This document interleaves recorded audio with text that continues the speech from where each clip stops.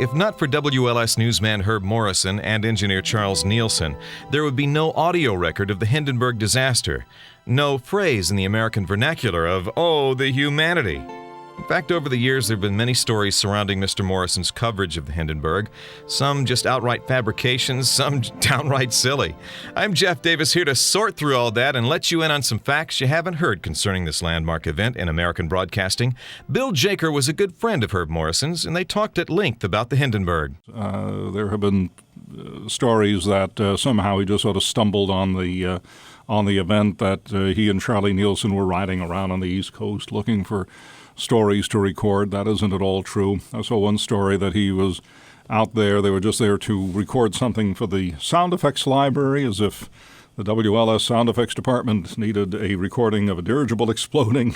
So they sent them here to do that. It's a lot more complicated than those, and actually a much better story than any of those. The real genesis of the Hindenburg broadcast is in another disaster, but in this case it was a natural disaster. In 1937, there were some of the worst floods in the history of the Midwest and the Ohio River Basin. And WLS at the time was one of the most listened to radio stations in that area that was most seriously affected by these floods. WLS was owned by the Agricultural Broadcasting Company, which was a subsidiary of the Prairie Farmer magazine, and both the Prairie Farmer and WLS were just major institutions in rural life and in agriculture in the Midwest. WLS's schedule included regular reports on the poultry and the butter and egg markets. I'm looking at their schedule, in fact, from 1937. They even had a program they have listed as Hog Flashes. And they covered the agricultural scene extremely well. Probably the finest of all the programs that they did each day for the farm community was a program called The Dinner Bell. It was a midday program, and in fact, at the period that we're talking about, the period of the Hindenburg broadcast, it was a 45-minute program that began at 11:45 in the morning, ran till 12:30. Included some wonderful music, included a lot of farm news and a lot of public service features. One of the announcers on the Dinner Bell was Herb Morrison. And when the floods broke out, the American Airlines invited a number of journalists to fly over the flooded area so they could report back to their newspaper or radio about the floods. And WLS sent Herb Morrison. It was a very good choice because, among other things, Herb was a licensed pilot. He was used to flying. And also, he was an excellent reporter, an excellent announcer. He came back with some very vivid word pictures of what he had seen. Well, WLS also at the time was conducting, as were many others, relief efforts, collecting money for people who had been devastated, had their homes and farms destroyed in the flood. And Herb's reports and the appeal for funds brought in a tremendous amount of money, including, Herb told me at one time, I believe while they were on the air on the Dinner Bell Hour, somebody showed up in the lobby at WLS and handed the receptionist a paper bag filled with about $10,000 in cash for farm relief. I don't know who was running around with large paper bags of cash in Chicago in the 1930s, but whoever they were very generous, and they came right onto the program and said, "Herb, this is one of the things that your appeals have done." Tremendous outpouring of support. And, of course, it certainly gave Herb a wonderful reputation, including among the people from American Airlines. They got to know him quite well. And they said, we'd like to show just our gratitude for what you're doing, and it's something that we know you'll be interested in. How would you like to come to Lakehurst to see the Hindenburg arrive? Well, this was a publicity thing for American Airlines. I don't think initially they expected any publicity, but they were inviting a lot of media people. American Airlines booked passage on the Hindenburg, And also their planes met the Hindenburg. So there were American Airlines planes at Lakehurst ready to fly people on, as Herb says during the broadcast. And initially, he just thought, well, this would be a nice trip, especially since it was scheduled to arrive on a Thursday, which was Herb's day off. So he thought, gee, you're going to fly me there to New Jersey, and I'll see the Hindenburg, which is probably, I believe, still the largest object that has ever flown. And they would then fly him back at the end of the day, and it'd be a nice little excursion for his day off. But he also had another idea, and that was Herb was one of those who believed that you could record an event in the field, bring the recordings back to the station, play the recording of an actuality event, and really hold the audience's interest. This was something which would never be done on the networks. The NBC and CBS networks both had rules dead set against any recording at all on the network air. But local stations around the country would broadcast recordings, and this was something that some people at WLS had thought maybe could be a possibility. And when Herb came along with a suggestion that why don't I, when I go to Lakehurst, we'll bring along a recorder, I will record the interviews with the people from the Chicago area who have been on the Hindenburg, we'll fly it back, and you can play it on the dinner bell hour the next day. Initially, there was a lot of resistance around WLS. It was still seen, a major station anywhere in the country, that broadcasting a recorded program was, sort of low-life type of operation. But somehow somebody there said, well, maybe we'll let him try. And Herb said he never knew exactly who it was at WLS who gave him the go-ahead to do the broadcast. But he said he was out on a date one night and he got home and there was a message from the station that, yes, we've approved you're sending an engineer with you to Lakehurst. And however, since it's your day off, you will do this on your own.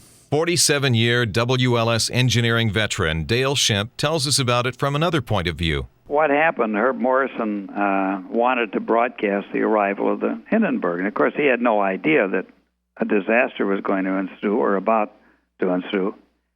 So he had gone to Burge D. Butler, who owned WLS, and he asked permission to go to Lakehurst to cover the arrival of the Hindenburg. And Butler turned him down. He said, no way, he wouldn't approve it. He wouldn't let him go. Well, in the meantime, Herb Morrison was friends with some executive at American Airlines. So I guess Morrison had talked to this guy, and American Airlines had offered to give he and the engineer free transportation to and from Lakehurst. So Morrison went back to Mr. Butler, and he says, look, he said, if you'll let me go, he said, it won't cost anything. He said, I can get free transportation to and from Lakehurst for the engineer and myself. So finally, Mr. Butler relented and said, well, okay, and he would let him go. So Charlie Nielsen, his name was really Charles Francis Nielsen, and Charlie Nielsen and Herb Morrison took off, and they went to Lakehurst. And they had so-called portable recorder. Actually, we call it portable, but it was pretty heavy in those days.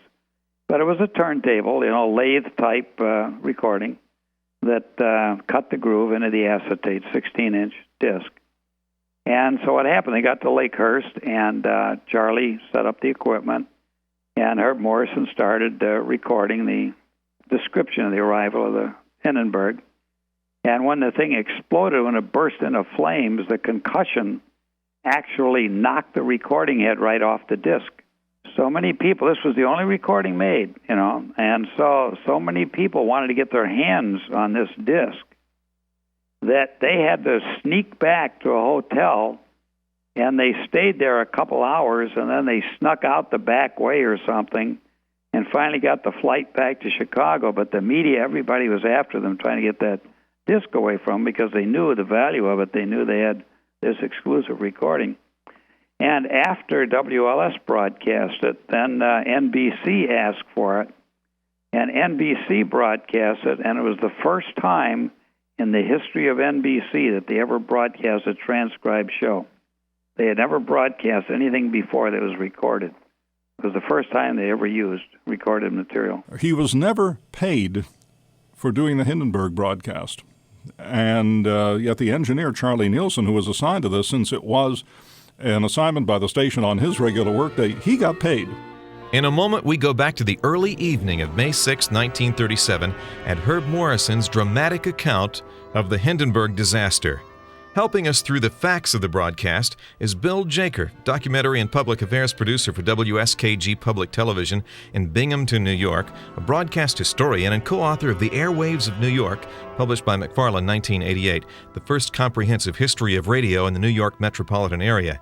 Now, he was a friend of Herb Morrison for about 20 years and had the benefit of talking with him at length about the broadcast. As the Hindenburg began to approach, Herb sounds like he is reading from a script. He told me, though, that he had no script there. It was just his radio style and the fact that he was very used to doing word pictures and knew exactly what he wanted to say. He was not holding a script anywhere. How do you do, everyone? We're greeting you now from the Naval Air Base at Lakehurst, New Jersey, from which point we're going to bring you a description of the landing of the mammoth airship Hindenburg, which was due here in America this morning at dawn, completing the first transatlantic crossing of the 1937 season. Charlie Nielsen, one of our WLS engineers, is here at my side working the controls. We both flew down from Chicago yesterday afternoon aboard one of the giant new 21-passenger flagships of American Airlines. It took us only 3 hours, 55 minutes to fly non-stop from Chicago to New York. When we landed at Newark, we found another flagship of American Airlines waiting to take us to Lakehurst with our equipment when we were ready to go. And incidentally, American Airlines is the only airline in the United States which makes connections with the Hindenburg. And as we came in for a landing on the runway of the field here at Lakehurst, we could easily see that a great event was about to take place. Last-minute preparations were being made to handle the landing of this great ship. It was just 1 year ago today, May 6th, that the Hindenburg made its first regular passenger flight to America, the flight that inaugurated the first air service across the Atlantic. So this occasion is doubly significant. It is the first anniversary of the inauguration of the service and marks the first flight of this year. The Hindenburg left Frankfurt, Germany, Tuesday evening at 7:30 their time. And for better than 2.5 days, they've been speeding through the skies over miles and miles of water here to America. It was due to land at Lakehurst this morning at dawn, but we learned after our arrival at Newark that adverse wind conditions had been encountered over the area surrounding Newfoundland, which slowed the speed of the ship considerably. Now, when I say that it slowed the speed of the ship, by that I mean the speed of the travel over water or land. Now, the ship keeps in the air a constant speed, which is in the neighborhood of 80 miles an hour. If it is flying into a wind of, say, 30 miles an hour, as it has been all last night, the 30 miles an hour must be subtracted from its airspeed to give us the speed it travels over land or water, which would be 50 miles an hour when we make the subtraction. Now, if we had received a tailwind, one that would help it along, then we'd have added the 30 miles to the airspeed, and it would have helped the Hindenburg to travel over land at a total of 110 miles an hour. In that case, the ship would have come in ahead of time this morning or long before dawn. The Hindenburg made its first appearance shortly after noon today over the New York metropolitan area. All during Wednesday night, Charlie Nielsen and I stayed in constant touch with all the radio communication systems which were in steady contact with the airship, getting last-minute bulletins and so forth. And are we glad the seats in the American Airlines passenger office in Newark are air cushions. We warmed them plenty all through the night, believe you me. On the Hindenburg are 39 passengers and a crew of 61. The Hindenburg circled over New York and is pointed for the base here at Lakehurst, where we are now broadcasting this description. Now, you may wonder why the ship didn't land the moment that it arrived at Lakehurst. As a word of explanation, these giant ships cannot be landed, or perhaps, should not be landed at midday. The reason being there are so many shifting surface winds that it would bounce and toss the ship around too much. Now, it must either be landed early in the quiet of the dawn or during the quiet period just around sunset. And it's just about sunset and almost the end of twilight right now. And raining as hard as could be. Now, those are ideal times early in the morning or late in the evening. Winds and weather conditions have proven to be most satisfactory. In other words, nothing's left to chance or made subject to unnecessary risk. Safety comes first, as it always should. Now, the ship has been over the field several times. It's a beautiful field here. It's a sort of a sandy and grass combination with tarvia or hard-surfaced runways in all directions so they can take off and land into the wind from any angle. Now, while we're waiting for the ship to come back over the airport and to come into the mooring mast, let me say a few words about the preparations which have been made here at Lakehurst. Doubtless all of you know that the great part of this naval air base has played in the lighter-than-air transportation here in the United States. The facilities are adequate for the handling of the largest airship built. Just a little piece from where I'm standing is the great mooring mast. To this mast is attached the nose of the airship.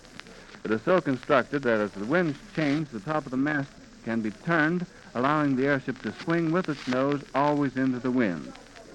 Inasmuch as the Hindenburg is 811 feet long, the mast of necessity must be quite a distance from the hangars, allowing clearance of the ship if it swings around the mast. The landing crew of the air base here is expertly trained to handle these massive ships of the sky. Each man is assigned a particular post, and when the word is shouted that the ship is coming in, this man knows just exactly what is expected of him. That's a fine crew of men if you've ever seen one. Now, we've been told that the airship is going to make an attempted landing in the rain, and if that is the case, we're going to have a mighty fine description of it for you, because the men will have a difficulty in keeping footing in the sand, and especially since it's wet. Now, the structure is light and yet so strong in the Hindenburg. From the ground, as the ship passed us, we could see the passenger quarters. They're located just about a third of the distance back of the nose and just about a third of the distance from the keel. They're sort of square in shape and seem to extend the entire width of the ship. There are two decks, A and B, A being the main one and the one where most of the passengers assemble during the passage. Lining the sides of the deck are the observation windows. Now, they're slanted so that it will give anyone in the interior a fine view downward. And no doubt as the ship went over a number of times, the people were looking down at the great mass of humanity assembled here in the field. Thousands of people have come out to witness the landing of this great airship. Now, there's a long, wide counter inside the observation section of the ship, and you can look down to the ground below, leaning on a table. And below the table, you see a relief map of the various air routes of the world. So as you travel along in the Hindenburg, you can watch the progress shown up on this map. Deck A is the upper of the two decks, and to get to Deck B, it's necessary for you to walk through a foyer and down a pair of stairs. There you find what is really a combined smoking room and lounge. Passengers are always thrilled when Captain Max Pruss or Captain Ernst Lehmann will take you a trip through the giant airship. Through its many sections, up and down along the aluminum alloy girders, over the catwalks which lead from one area to another, and then you see a maze of bright metal girders everywhere. And after a walk through the ship, you're ready to rest, for you've covered a great amount of space, and you realize that you have traveled a great distance. Now they're coming in to make a landing of the Zeppelin. I'm going to step out here and cover it from the outside, so as I move out, we'll just stand by a second. Well, here it comes, ladies and gentlemen. We're out now outside of the hangar, and what a great sight it is. A thrilling one. It's a marvelous sight. It's coming down out of the sky, pointed directly towards us and toward the mooring mast. The mighty diesel motors just roared, their propellers biting into the air and throwing it back into a gale like whirlpools. No wonder this great floating palace can travel through the air at such a speed with these powerful motors behind it. The sun is striking the windows of the observation deck on the eastward side and sparkling like glittering jewels on a background of black velvet. And every now and then the propellers are caught in the rays of the sun. Their highly polished surfaces reflect circles of gold. Now, a field that we thought active when we first arrived has turned into a moving mass of cooperative action. The landing crews have rushed to their posts and spots, and orders are being passed along, and last-minute preparations are being completed for the moment we have waited for so long. The ship is riding majestically toward us like some great feather, riding as though it was mighty proud of the place it's playing in the world's aviation. The ship is no doubt bustling with activities we can see. Orders are shouted to the crew. The passengers probably lining the windows looking down at the field ahead of them, getting their glimpse of the mooring mast. And these giant flagships standing here, the American airline flagships, waiting to rise them to all points in the United States when they get the ship moored. There are a number of important personages on board, and no doubt the new commander, Captain Max Frisch, is thrilled, too, for this is his great moment, the first time he's commanded the Hindenburg, for in previous flights he acted as a chief officer under Captain Lehman. It's practically standing still now. They've dropped ropes out of the nose of the ship, and has been taken a hold of down on the field by a number of men. It's starting to rain again. The rain had slacked up a little bit. The back motors of the ship are just holding it just enough to keep it from... It bursts into flame. It bursts into flame and it's falling. It's crashing. Watch it, folks. Get out of the way. Get out of the way. Get this, Charlie. It's flying and it's crashing. It's crashing terrible. Oh, my. Get out of the way, please. It's burning, bursting into flames, and it's falling on the mooring mast and all the folks between it. This is terrible. This is one of the worst catastrophes in the world. Oh, this place is 400 or 500 feet into the sky. It's a terrific crash, ladies and gentlemen. The smoke and the flames now, and the flame is crashing to the ground, not quite to the mooring mast. Oh, the humanity and all the passengers screaming around here. I can't talk to people. His friends are on there. I can't talk, ladies and gentlemen. Honest, it's just laying there, a mass of smoking wreckage. And everybody can hardly breathe and talk and screaming. Lady, I'm sorry. Honestly, I can hardly breathe. I'm going to step inside where I cannot see it. Charlie, that's terrible. Listen, folks, I'm going to have to stop for a minute because I've lost my voice. This is the worst thing I've ever witnessed.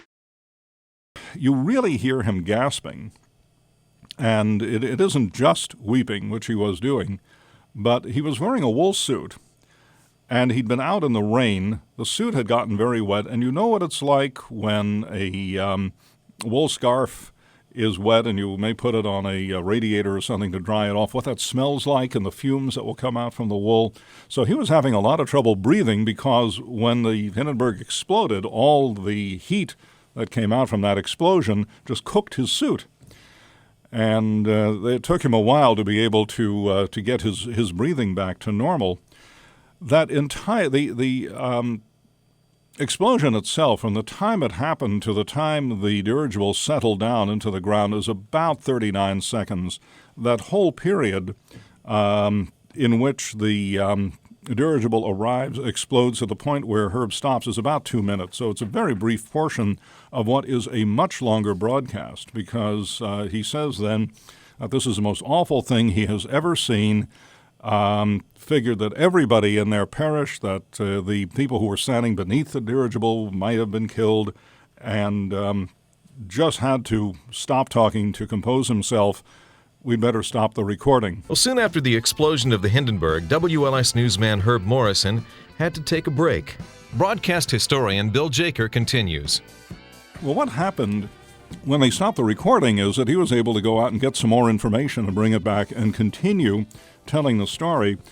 I find it quite marvelous that he later in the broadcast explains in great detail exactly why not everybody perished, but why he thought everybody would have been burned alive. But he said that the dirigible was over a deep sandy area, and people who were on board the dirigible, the fire began in the tail section and moved forward slowly enough. People knew what was happening. They could break the windows, jump out of the cabin, and at that time, of course, the Hindenburg getting closer and closer to the ground, they could actually land in soft sand. They might not necessarily be hurt, and then, of course, it's not easy to run in sand, but they could, in fact, get out of the way, and that really is a reason why so many people were able to survive. I've sort of recovered from the terrific explosion and the terrific crash that occurred just as it was being pulled down to the mooring mast. There's still smoking and flaming and crackling and banging down there, and I don't know how many of the ground crew were under it when it fell. There's not a possible chance for anyone to be saved. The relatives of the people who are waiting here, ready to welcome their loved ones that came off this great ship, are broken up. They're carrying them in to give them first aid and to restore them. Some of them have fainted.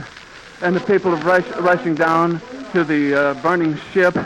The fire trucks have all gone down to see if they can extinguish any of the blaze whatsoever, but the terrible amount of hydrogen gas in it just caused the tail surface broke into flame first. Then there was a terrific explosion, and that followed by the burning of the nose and the crashing nose into the ground, and everybody tearing back at breakneck speed to get out from underneath it, because it was over the people at the time it burst into flames. Now, whether it fell on the people who were witnessing it, we do not know. But as it exploded, they rushed back, and now it's smoking a terrific black smoke floating up into the sky. The flames are still leaping maybe 30, 40 feet from the ground, the entire 811 feet length of it. They're frantically calling for ambulances and things. The wires are being humming with activity, and I've lost my breath several times during this exciting moment here. Will you pardon me just a moment? I'm not going to stop talking. I'm just going to swallow several times until I can keep on. I should imagine that the nose is not more than 500 feet or maybe 700 feet from the mooring mast. They had dropped 2 ropes, and whether or not some spark or something set it on fire, we don't know, or whether something pulled loose on the inside of the ship, causing a spark and causing it to explode in the tail surface. But everything crashed to the ground, and there's not a possible chance of anybody being saved. I wish I could stop in just a moment and see if I can get my breath again. And Charlie, if you'll fade it out just a minute, I'll come back with more description, ladies and gentlemen. Ladies and gentlemen, I'm back again. I raced down to the burning ship, and just as I walked up to the ship, climbed over the picket lines, I met a man coming out, dazed. He couldn't find his way. I grabbed a hold of him.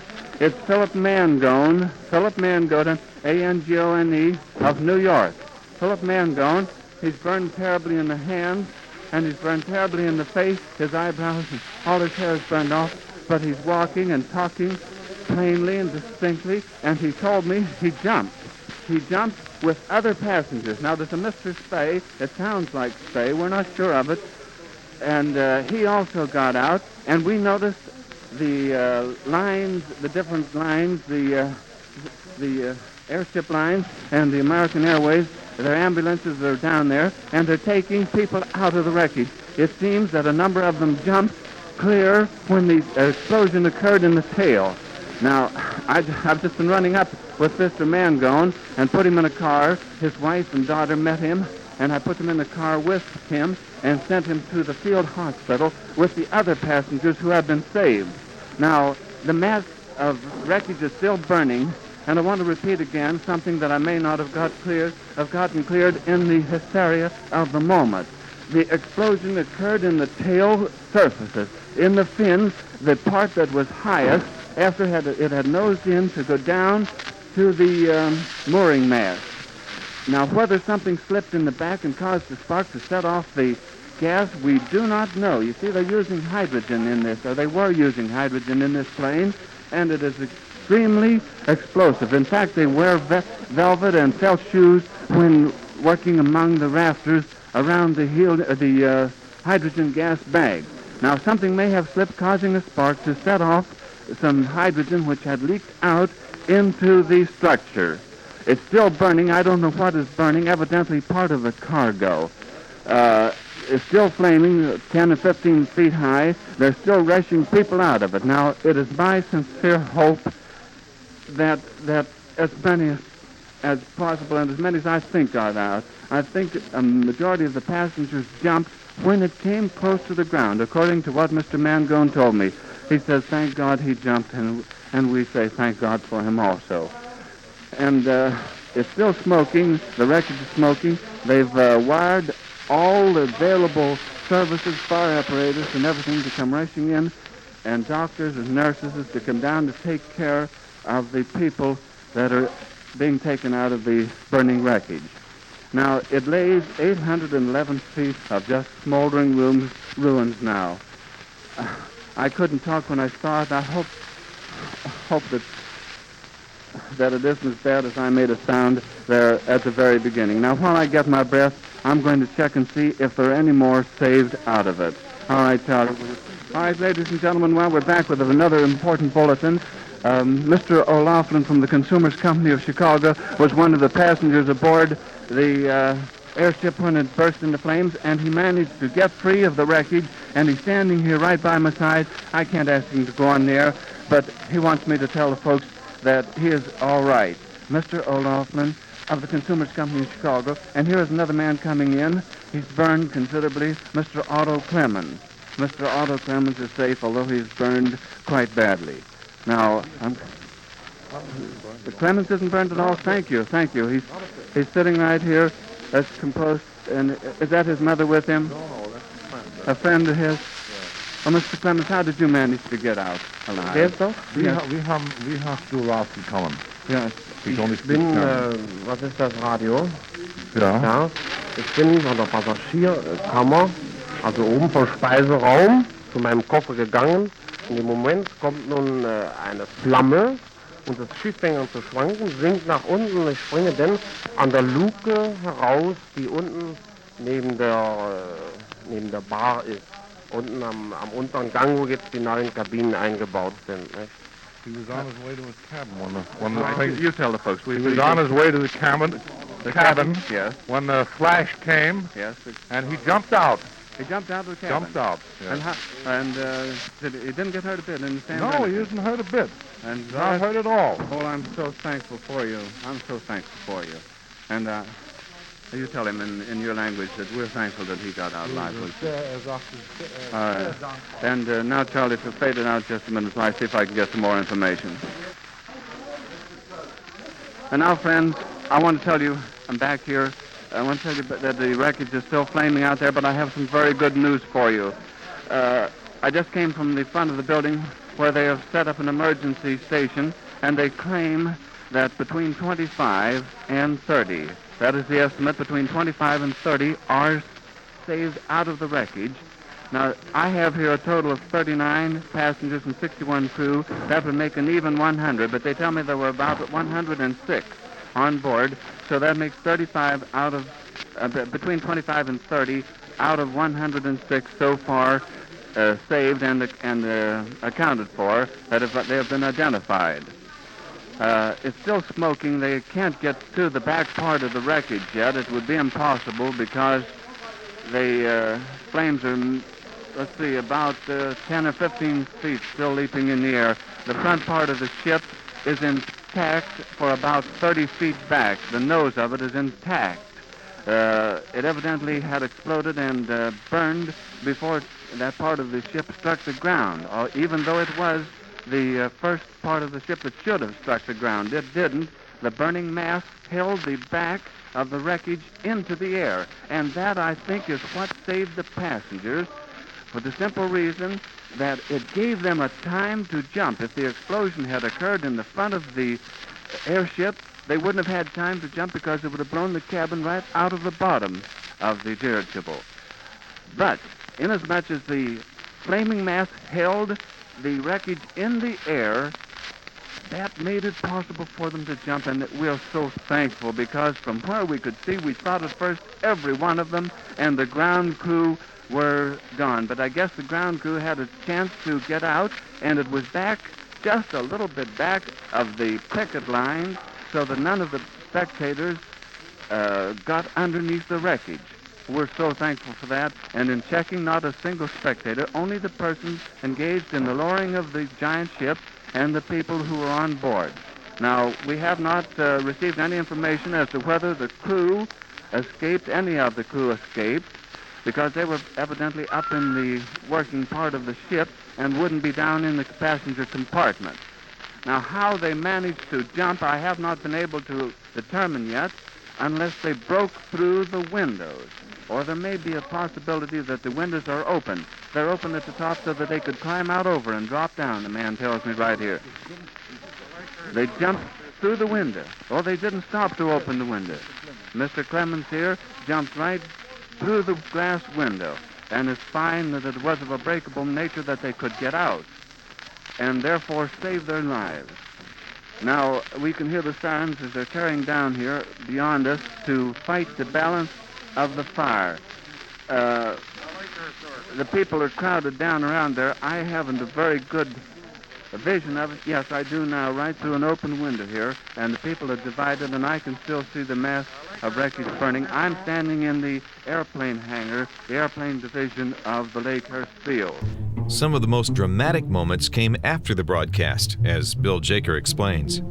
As he continued the recording, there were agents from the dirigible company who were aware of the fact that there was a recorded broadcast being made, and there were American security people, Navy people, whatever, at Lakehurst, who were also aware that these German agents might want to keep this broadcast off the air. And they clued Herb and Charlie Nielsen about the fact that they may want to take your recordings. So as they came to a break in the recording, they gathered together 3 of the discs, put a 4th one on. Herb's last words, I believe, were something like, "I'll be back in a moment." And then they just dropped everything, grabbed the discs, and ran. Kept another one on the machine, just rolling along with nothing going into it. They just hightailed out to go into hiding until such a time as the folks at Lakehurst could get them safe passage out of the Naval Air Station and onto an airplane. For about the next hour, it is an amazing chase that was going on there. Herb Morrison and Charlie Nielsen, carrying what are now these priceless electrical transcriptions of the description of the Hindenburg disaster, were being pursued by German agents. They hid out in closets in various places around the Naval Air Station, and at one point, Herb told me, he actually crawled into the typewriter well in one of the desks. You know the way desks used to be made, where you could actually open one side of it and the whole typewriter would come out, and then you'd have a large empty space inside the desk. He found one of those and crawled into it with the discs and closed it behind him, and he said just after that he heard these men running around in the room and shouting at each other in German and then disappearing. That's how close they came to actually finding him. Eventually, they were able to get Herb and Charlie out of Lakehurst and up to Newark, where they would catch a plane for Chicago. By now, it's about 10 o'clock at night. They hadn't had any dinner. They came into the waiting room at the Newark airport. There were, of course, a lot of people, since there were flights coming up from Lakehurst all the time, a lot of people who were waiting for folks to come back from Lakehurst, or waiting for word of people who had been involved in the Hindenburg incident. Herb and Charlie just walked through the crowd there with the discs under their top coats and went into a Child's restaurant. Child's is the name of the restaurant, by the way, not a children's restaurant. That was a big restaurant chain in the New York area then. Into a Child's restaurant and sat down to order dinner. Charlie had the discs at that point. He put them down on the floor, took his coat off, and put his coat on top of it. A waitress came over and said, you don't have to do that. We have a hanger here for your coat. And Charlie said, "Oh, no, I always throw my coat on the floor." And Herb said, "Yeah, I always throw my coat on the floor, too." And he threw his coat on top of that. And so as they ate dinner with the Hindenburg discs sitting under their coats right on the floor. They then got word that a flight was ready for them, a plane was ready for them back to Chicago.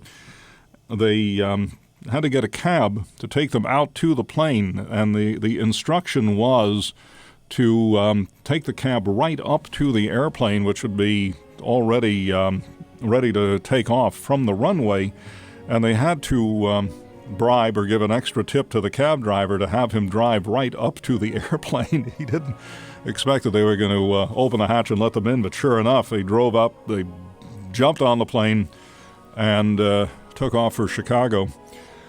When they got back to Chicago and they arrived at the WLS studios early the next morning, Herb said there were these rather rough-looking, Teutonic-looking gentlemen surrounding the WLS studios at 1230 West Washington Boulevard. He and Charlie sneaked in through a back door. The discs were finally safe at WLS. I have to add here, I once asked Herb why he didn't just take them across the river to Radio City and bring them right up to NBC and at least feed them to Chicago on the network if they weren't going to put them on the network right there. And he just sort of shrugged. He never actually thought of that at the time. And said, this was WLS's program. They deserved to get it back. So they took it all the way back. I might also mention that during one of the breaks in the recording, Herb did make a phone call to the NBC newsroom in New York to tell them that he was there at Lakehurst, that they were at that time attempting to get a crew down to Lakehurst to report on this. They did have the story. The wire services did have the story already. And Herb said that he could try to give them an eyewitness account right there on the phone. Well, he called NBC in New York and said, "This is Herb Morrison from WLS in Chicago. I'm at Lakehurst, and I have this." And the operator at Radio City said, "Wait a minute, what do you mean, WLS in Chicago at Lakehurst?" And he said, "Yes, I was here recording." And she said, "Sir, there has been a horrible disaster. There is a major news story. You're tying up our lines." And she hung up on him. So NBC lost getting a report direct from Herb Morrison at Lakehurst. They just didn't believe anybody from WLS would be there. When they finally got the discs back, they very wisely made copies of them immediately. The first broadcast was heard at about 11:45 on the morning of May 7th, 1937. It was a local broadcast heard in Chicago at 11:45 Central Time, and then it was later repeated on the NBC network and on both the red and the blue networks. Herb believed that this was the first time NBC combined the red and the blue networks. That is not actually the case. They'd been combined for a number of special programs, including the inaugural broadcast at Radio City. But it was the first time they had combined the two networks for a special event like this.